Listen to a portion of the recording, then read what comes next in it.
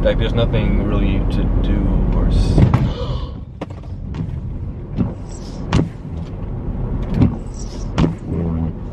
should I? Maybe I should turn around and make sure let me pull over. I feel like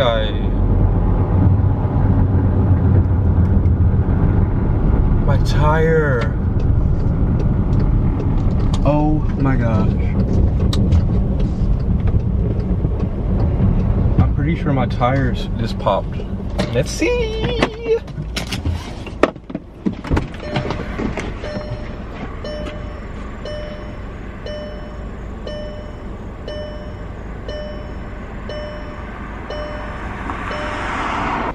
Okay, my tire popped, so I gotta go do that. I'm having a great day. Hope you are too. Bye.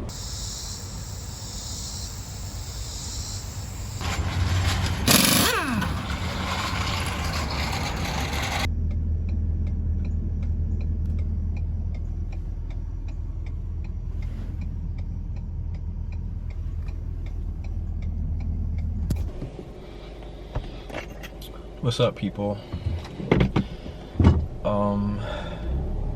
I just wanted to say that I'm back. So as you saw, if you saw the last clip, I was talking about a situation with my ex, which ended up creating a different situation with my car. I'm gonna need to fix this. I'm feeling a little lopsided right now. Let me also, like, if you learned anything from my last video, I don't know if that's gonna be a different video or the same video, but if you learned anything from that, we learned that distracted driving is not good. So basically everything that you were taught in middle school about being careful when you drive, they were onto something. Okay, meanwhile, I just have a lot going on, okay? Also, like, I wasn't texting when that happened, by the way. I was looking at my GPS. So let's not act like I was texting or driving and I wasn't drunk, so shut up. Oh my gosh. So just to recap that, because I'm not gonna, it's not really that interesting, but like, my tire ended up popping and I was left stranded on the side of the road. I YouTubed a video about how to change a flat tire. It didn't work out. I got to the first like 2 minutes and I realized I'd rather pay like any amount of money to just have someone come pick me up and get that handled. So I called a tow truck, a tow car, sat there I probably was there for about an hour. I was gonna film there and talk about it or just whatever, but like, I don't do well under pressure, or like when little things happen to me like in life, it doesn't just like have a slight effect on me, it just completely like it ruins everything, and it takes me a lot to recover from those things. So like, the past few days, today's Saturday and that happened on Tuesday, I believe, because or did it happen on Wednesday? Whenever it happened, it was Tuesday or Wednesday. The next day I didn't go to work. I called out because it was like too much, and I just like, it takes me a lot to get back on track when things happen. So I'm talking about because of the car situation, not because of the other stuff, and probably that stuff probably impacted it too. But anyway, so I hope this is not too shaky. Yeah, so I was stranded. I called the tow truck. He came to pick me up, and I ended up driving with him to the tire shop that I told him to drop my car off at.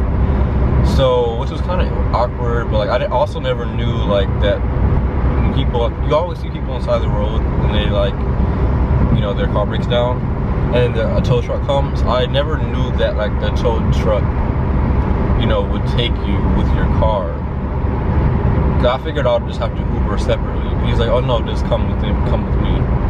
So I don't know if that's normal or not, or if he just had a crush on me. But so we end up getting to the tire place, and then I'm like on the way there, it's like nighttime now. It's like 8 or 9 o'clock, so probably closer to 9. So I'm like, I'm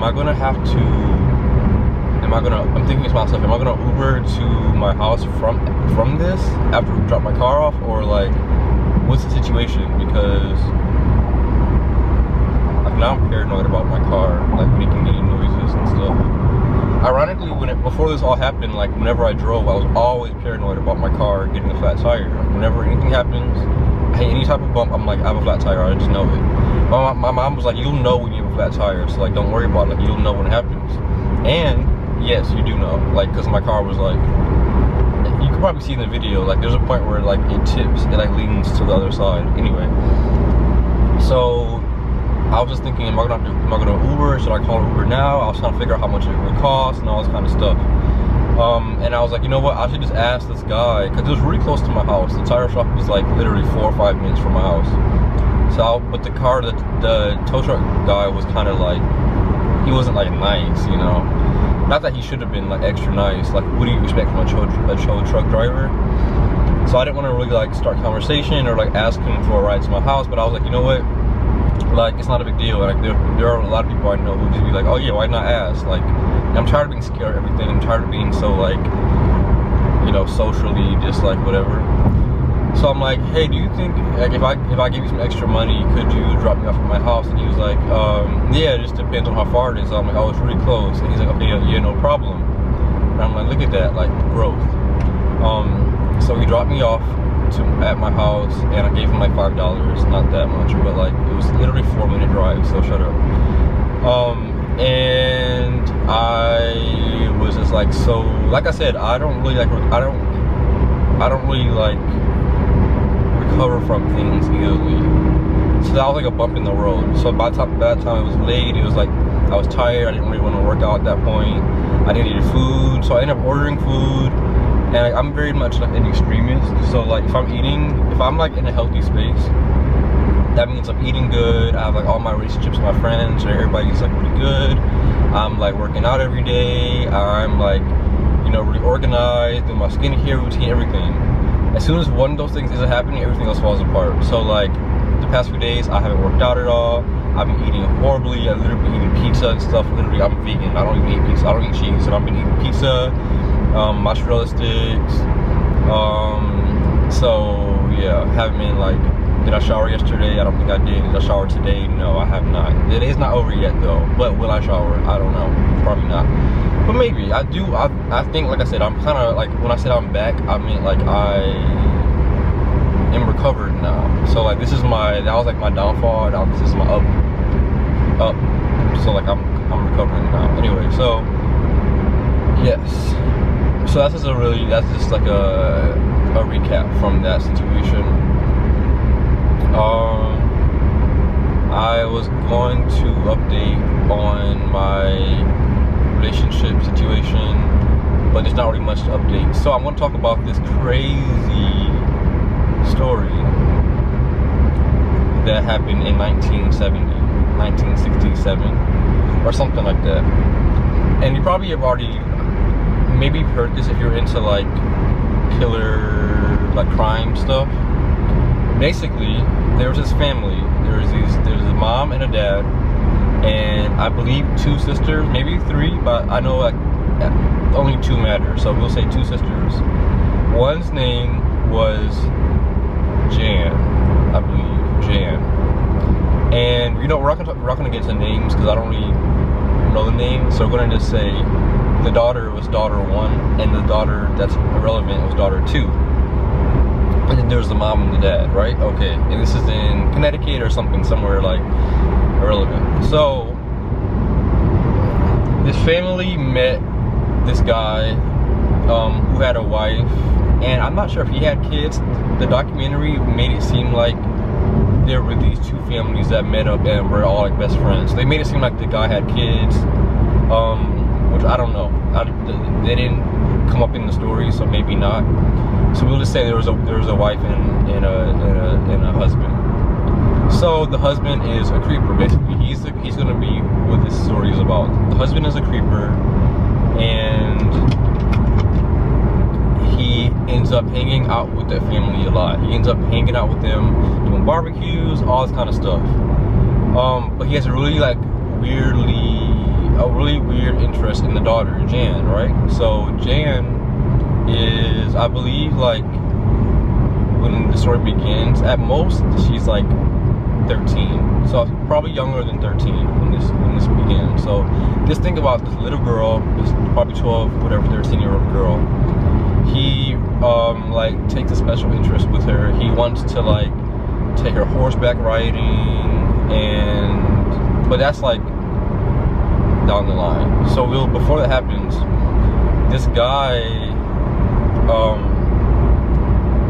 is like hanging out at the house all the time, and I'm trying to remember if this happened before. Okay, we'll just get into the part where he kidnaps them. He kidnaps the daughter. He ends up taking her to the horseback place, whatever, and gives her sleeping pills, which he disguises as allergy medicine. So he gives her the allergy medicine, but it knocks her out. And when she wakes up days later, she is in a trailer with this machine talking to her, and what she believes is like alien communication, aliens communicating with her. So the machine is saying like, hey, you got this mission, you need to procreate, is that the right word? Procreate with a human, because plot twist, you're half alien. So like the machine is telling this little girl, the 12-year-old, hey, like, you're an alien, you're half alien, and in order to save humanity and save your people, you need to like be on this mission and do what we say to do, or else like you're gonna be okay. So crazy, such a weird story already, right? Yeah. So as a little girl, of course, she's believing this, and she's like raised in this family where they're like really Christian, and this is like 1960s, 70s, so like, you know, everybody was like sheep, everybody believed anything that you told them, kind of like some of y'all now these days, but we'll get into that later. So she's like, okay, maybe this is true, like, you know, I don't want to like risk anything, so like this must be the case. So while this is happening, her parents are at home and wondering, where is she? The first day goes by. Oh, okay, she's not home. Okay, maybe they got lost or something. Second day, still not there. The wife comes over, the wife of the creeper man, comes over to the family's house of the missing girl, and she's like, hey, like, everything's probably okay, you know, they just give him a few more days, don't call the police. The parents, now these parents are, oh my god, these parents are crazy. First of all, the worst parents in the world. There must be some other stuff going on behind the scenes. I don't know. I mean, the story's so messed up, as you'll see if you keep listening. As you'll see, the story's so messed up that like most times there is something left out. You know, there's something that people are not telling you. So like, with the story being so messed up, the stuff that they're telling us, the fact that there's some other stuff that probably is left out that's even more messed up is just mind-boggling. So the lady's like, don't call the police on my husband, like they'll be back soon. The family waits about 5 days before they call the police. And I'm trying to figure out under what circumstance are you letting your child, under any circumstance, I don't care if it's 1970 or like 1550, if your child goes missing for 5 days, you should be concerned, or something wasn't adding up. So they finally call, and they're trying to figure out what's going on. The whole neighborhood's like worried and everything. They're trying to figure out where this girl is and why she's disappeared, why she's gone with this guy. Now back to the girl who woke up with the alien stuff around her, like the boombox or whatever the guy set up to talk to her. So the aliens are telling her, you need to do this, you need to like, you know, you need to do this, whatever. So she wakes up, and meanwhile she's on sleeping pills, so she's in and out of sleep, so she's already groggy, not groggy, but like confused, you know, or probably groggy too. So she wakes up and she sees the guy, the neighbor, and she's like, oh, like being the little girl she is, she's like, oh, at least someone that I know is here. Like, I just woke up, aliens are talking to me. At least this man who like I trust who's supposed to be this good man, this good guy, is here. So she's like, oh my gosh. And he set up a scene for himself where he like made it look like he was knocked out. He had blood on him. He had like his clothes ripped up and stuff. And she's like, wake up, wake up, wake up. Like, what's going on? And he wakes up and she tells him, I believe she tells him like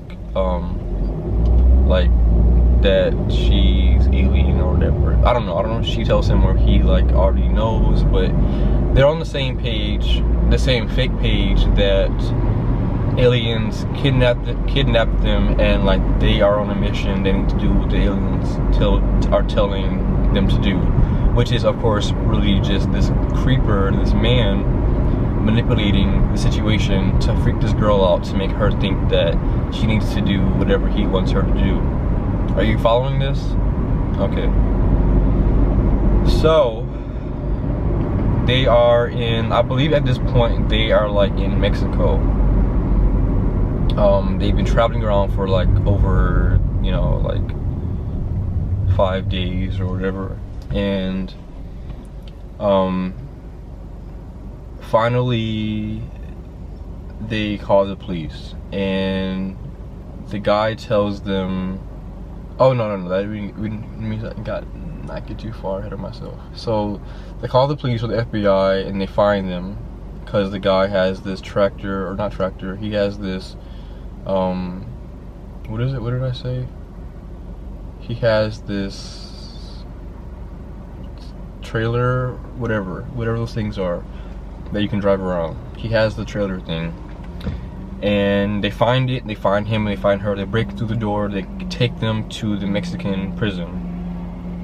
This guy, they separate them, of course. They separate the girl, and I think she like talks to her parents, or okay, no, they separate them, and the guy gives the police his golden ring.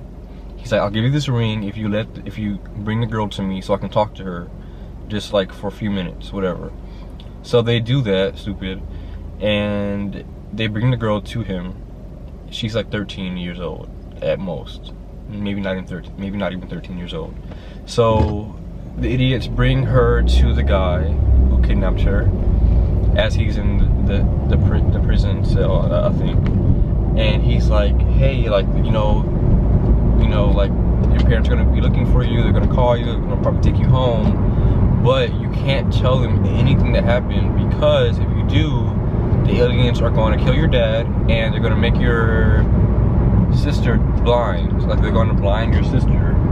So he's continuing this thing, scaring her, manipulating her into thinking she needs to keep things a secret in order to ramp close. How am my exit going to be closed when I got to take the exit to get home? What am I going to do? What am I going to do? Okay, whatever. So she's like, okay, I won't tell anybody what's happening or what happened. He's like, don't tell them about the pills I give you, don't tell them about like the sexual things I've been making you do, or the aliens I've been making you do. Keep it all on the DL. And she does, because she's a young girl who trusts this man and doesn't want her dad to die or her sister to go blind.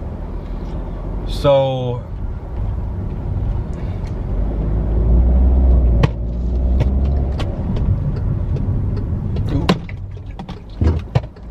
sorry. So she goes home, and oh wait, I forgot one important part. One part before this, before this happened, was the guy called, before he got arrested, before the police came to get him, he called the parents, or called his brother, one of the two. He got a message delayed. He got a message sent to the parents saying, you need to give me permission to marry your daughter if you want to see her again, because we're married here in Mexico. Like, we're legally allowed to get married in Mexico, but we can't get married in the United States unless you give us your permission. So if you want to see her, you gotta let her get married.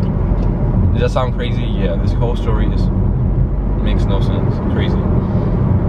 And of course they're like, well, let me not say of course, because the parents are stupid, so maybe they would have been like, yeah. So, but they happen to be like the thinking caps were on. They were like, maybe not. Maybe don't marry our 13-year-old daughter when you're a 50-year-old, 40-year-old, whatever you are, when you're a grown man. So then he gets arrested, and everything that I just said happened.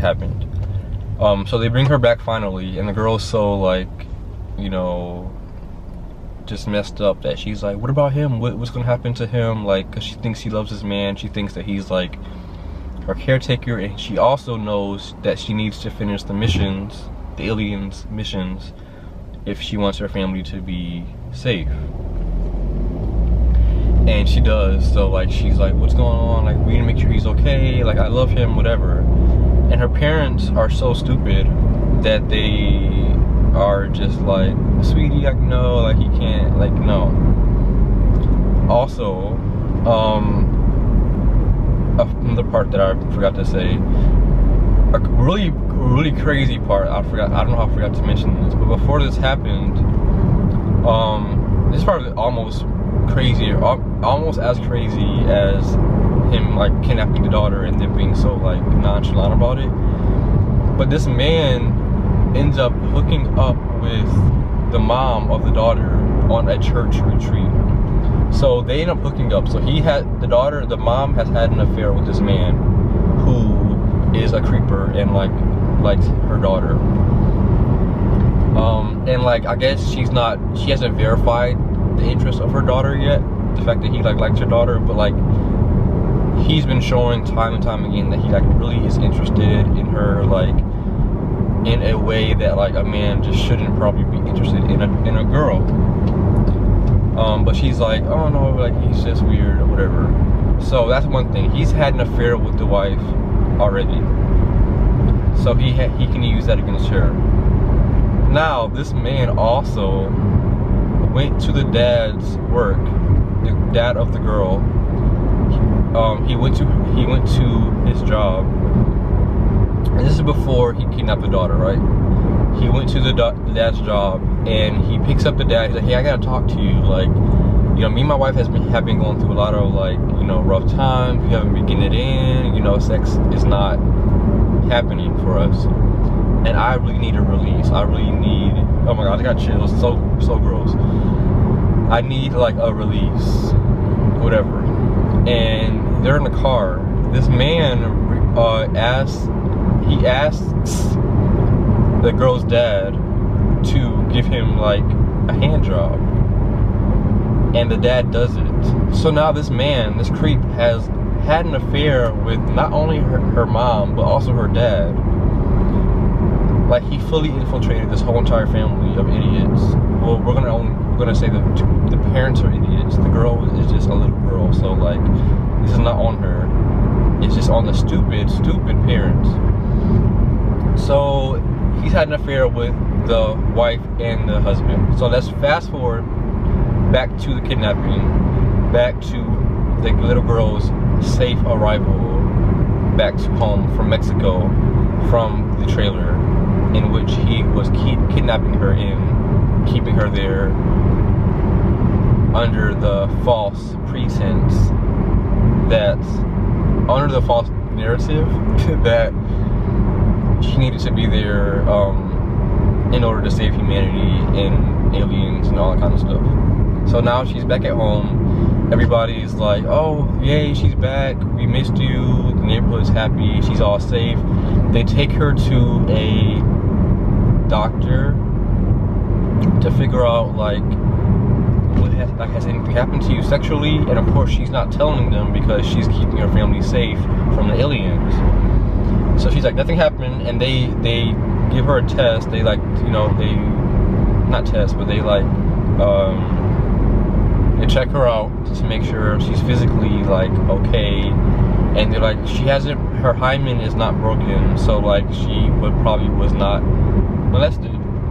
But she was molested, and the only reason that they don't know is because when he was molesting her, he would basically, I don't know how to say this without like it being gross, but like he wasn't going in fully.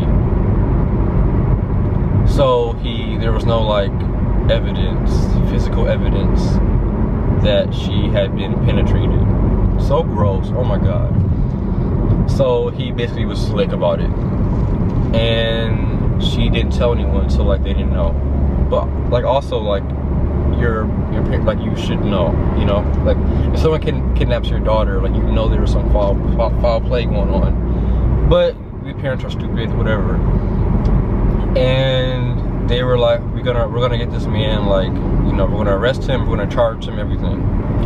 The man contacts the parents while he's still in Mexico, I think. He's like, hey, oh no, I think the wife, or either the wife or I think his wife.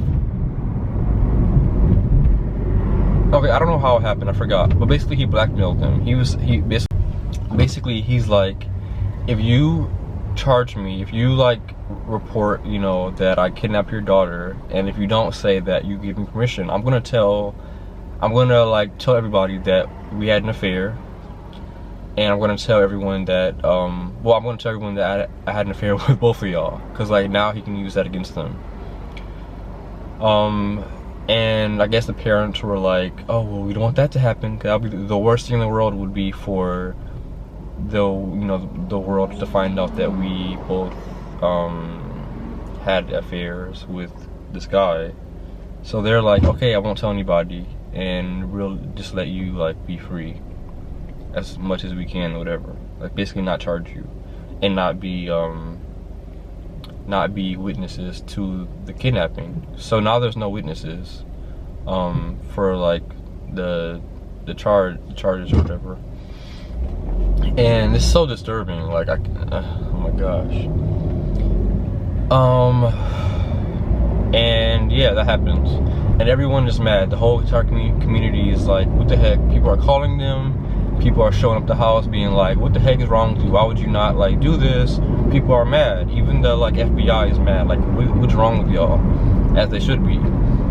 Because now they're making this case that the government is trying to pursue against this man. They're like, they say that they basically stomped on it, like threw it in the trash, because it's like you need them to.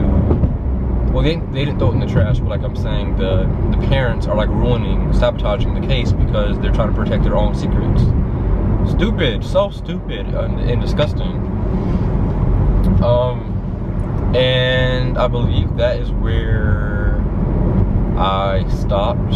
So I haven't finished the story yet.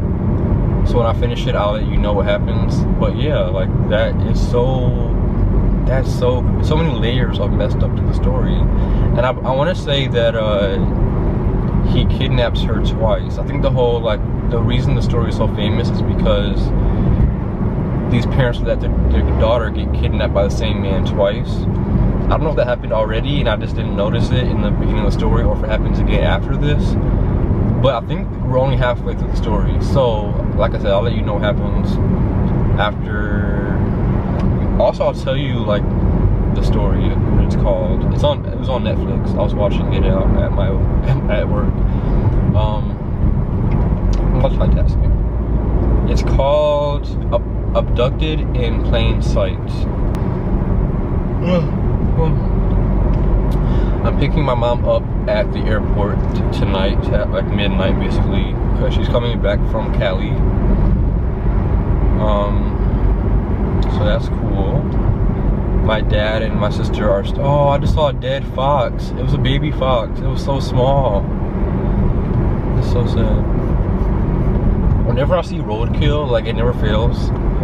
Well, except now, because I'm like talking to the camera and I don't want to look weird. But whenever I pass roadkill, I always get goosebumps, like a shiver through my whole entire body, every single time.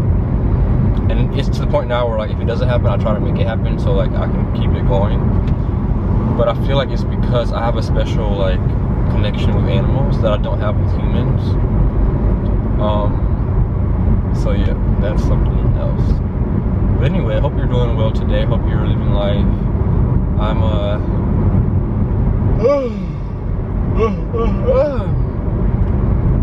I've been in a really like kind of slump lately.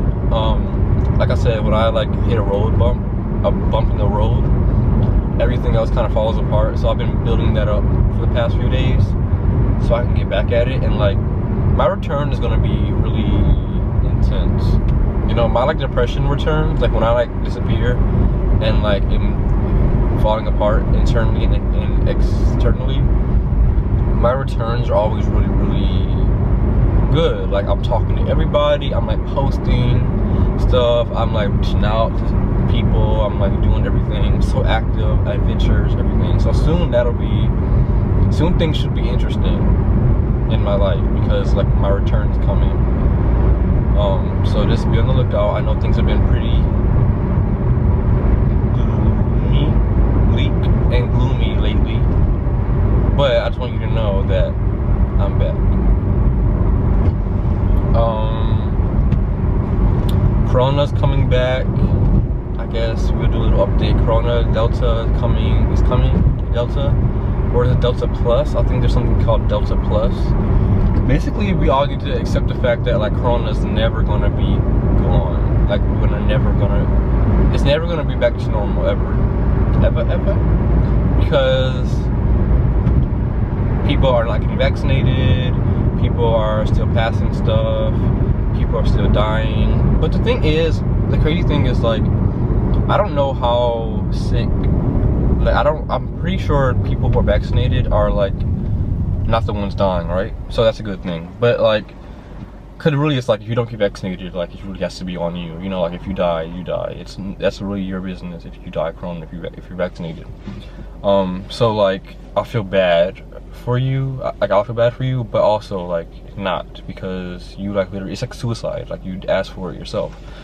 But I don't know how like sick people are getting who are vaccinated. So like, if people who are vaccinated are still getting sick because of people who are not vaccinated, then like you're trash.